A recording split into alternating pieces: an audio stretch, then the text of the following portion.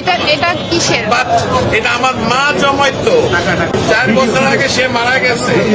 আমি জানি না এটার মধ্যে কি আছে, আছে অনেক কিছুই আছে, কি আছে আমি জানি না। এটা আমি দিয়ে গেলাম। এটা তো বহু মূল্যবান, মানে অমূল্য। আমার কাছে এটা অনেক মূল্যবান, আপনি কি 2 চান টাকাও থাকে অনেক মূল্যবান। আপনি কি চান আপনার সামনে আমরা এটা ভাঙবো? আপনি যদি চান